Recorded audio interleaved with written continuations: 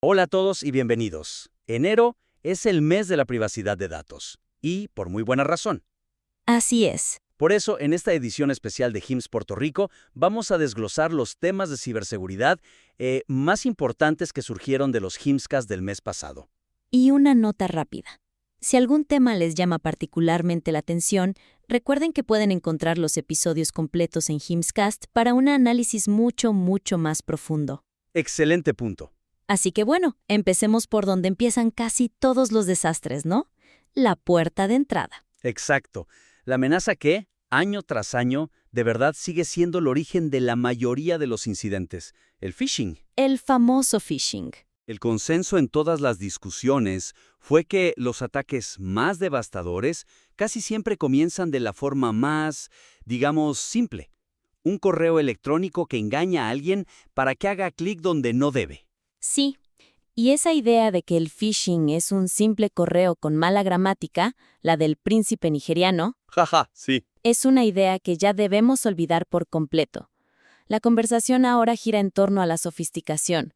Ya no es un ataque masivo. Para nada. Estamos hablando de spear phishing, que es básicamente un misil teledirigido a una persona, a un departamento específico. Usando información que los atacantes ya saben sobre ellos. Justo a eso voy. O el whaling, que apunta directamente a los ejecutivos, a los peces gordos, para que autoricen, no sé, una transferencia de fondos. Es que el ataque ya es contextual. Ya no es un correo genérico. Es uno que parece venir, por ejemplo, de recursos humanos, con el logo correcto, usando tu nombre y mencionando el nuevo plan de beneficios que casualmente se anunció la semana pasada. Claro. ¿Cómo le pides a un empleado que desconfíe de algo que se ve tan real? Es casi imposible. Ya no es un error humano obvio, es manipulación experta. Exacto. Y esto nos lleva, directamente al segundo gran tema. ¿Qué es lo que pasa cuando ese primer clic, lamentablemente, tiene éxito? El ransomware. El ransomware. Pero la forma en que opera ha cambiado de verdad drásticamente. Totalmente. Antes, el ransomware era un problema de, digamos, secuestro digital. Encriptaban tus archivos y, pedían un rescate para recuperarlos. Era un problema técnico, en esencia. Sí, la pregunta era, ¿tienes copias de seguridad? ¿Puedes restaurar? Si la respuesta era sí, podías con muchísimo esfuerzo salir adelante. En la dark web, si no pagas. Y eso lo cambia todo. Transforma un problema técnico de recuperación en una crisis masiva de relaciones públicas y de confianza. El gran cambio de mentalidad que se necesita hoy no es técnico, es de reputación. Antes el ransomware era un problema de recuperación. Y ahora es un problema de contención de un escándalo. Tu mejor inversión ya no es solo en backups. Para nada. Ahora es en un plan de comunicación de crisis que esté listo para ejecutarse en minutos. Y seamos realistas. Esto crea un dilema ético brutal para los hospitales. Pagar el rescate, pues financia el crimen organizado, todos lo sabemos. Claro. Pero no pagarlo podría significar que los diagnósticos de VIH, los registros psiquiátricos, los datos de tus pacientes más vulnerables terminen expuestos al mundo. ¿Qué pesa más en esa balanza? La respuesta ya no es tan simple. Para nada. Es una decisión que pone en juego la vida y la seguridad de personas reales. Es una decisión terrible. Y estas amenazas además se agravan por vulnerabilidades que ya existen dentro de las organizaciones, a veces por años. Un punto crítico que se mencionó mucho fueron los sistemas heredados, los famosos legacy systems. Las bombas de tiempo. Exacto. Pensemos en un dispositivo médico, que puede tener un ciclo de vida de 10, 15 años. El fabricante deja de darle soporte, de lanzar parches de seguridad, pero el hospital lo sigue usando. Porque es una inversión millonaria, claro. Y ese equipo es una puerta abierta. Es una puerta abierta, pero a veces la puerta ni siquiera está en tu propio edificio, ¿no? El otro punto es la cadena de suministro. Fundamental. La seguridad de una organización es tan fuerte como la de su eslabón más débil, y muchas veces ese eslabón es un proveedor, un tercero. Se usó el ejemplo clásico, el de la gran cadena de tiendas, que fue vulnerada a través de las credenciales robadas de su proveedor de aire acondicionado. ¿El proveedor de HVAC? Que tenía acceso a la red para monitorear los sistemas. Y por ahí entraron. Lo que nos lleva a un punto que parece un poco blando, pero que es absolutamente crucial. A ver. La seguridad hoy depende muchísimo de las relaciones humanas. No se trata solo de revisar un cuestionario de seguridad que te envía tu proveedor. De poner un cheque en una casilla. Exacto. La pregunta es, ¿conoces personalmente al CISO, al jefe de seguridad de tu proveedor de software más crítico? ¿Has hablado con su equipo? Claro, porque el documento puede decir una cosa, pero su vulnerabilidad se convierte en tu emergencia a las 3 de la mañana. Justo. Y la confianza no es un control de seguridad. Se debe verificar. Totalmente. Se les exige a los socios el mismo nivel de control que a los empleados internos. Por ejemplo, autenticación multifactor. O simplemente asumimos que ellos se cuidan solos. Y esa suposición, creo yo, es uno de los mayores riesgos hoy en día. De acuerdo. Entonces, frente a este panorama tan complejo, ¿cómo nos defendemos? La estrategia clave que se repitió fue la de defensa en profundidad. Defensa en capas, podríamos decir. Sí, la idea es que ningún control es infalible. Tu antivirus puede fallar, tu firewall puede ser eludido. Debes asumir que en algún momento un atacante va a lograr pasar la primera barrera. Y la defensa en profundidad es tener múltiples capas de seguridad, una detrás de la otra. Exacto. Fíjate que para hacerlo más tangible, se puede pensar en la red de un hospital como un submarino. Me gusta esa analogía. La segmentación de la red, que es una parte clave de esto, es como tener compartimentos estancos. Si un área del submarino sufre una brecha y se inunda, o en nuestro caso es infectada, Cierras las compuertas. exacto, sellas las compuertas para que el resto del submarino siga funcionando. Sin segmentación, un solo agujero hunde el barco entero. Un ataque en facturación no debería poder llegar a los equipos de cuidados intensivos. Jamás. Es una analogía perfecta. Y esa preparación no es solo tecnológica. No, y ese fue un punto fascinante. La idea de que la preparación es un ejercicio constante, no un documento que se archiva. Se usó la metáfora del deporte, ¿verdad?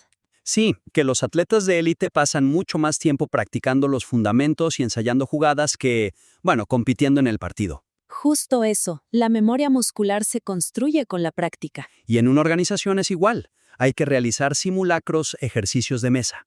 Los tabletop exercises, sí, donde se simula una crisis y cada directivo tiene que explicar qué haría, o incluso los pre-mortems, que me pareció una idea genial. Analizar un plan asumiendo que ya fracasó para ver dónde están las fallas. La pregunta es, ¿con qué frecuencia se practica esto? ¿O se espera a desempolvar el plan en medio del caos, con la adrenalina al máximo y sin pensar con claridad? Una pregunta clave. Y de la preparación actual, pues la conversación se movió inevitablemente hacia el futuro. Y el futuro tiene un nombre. Inteligencia artificial. La herramienta que está redefiniendo tanto el ataque como la defensa. Es un arma de doble filo, sin duda alguna. Por el lado defensivo, su potencial es inmenso.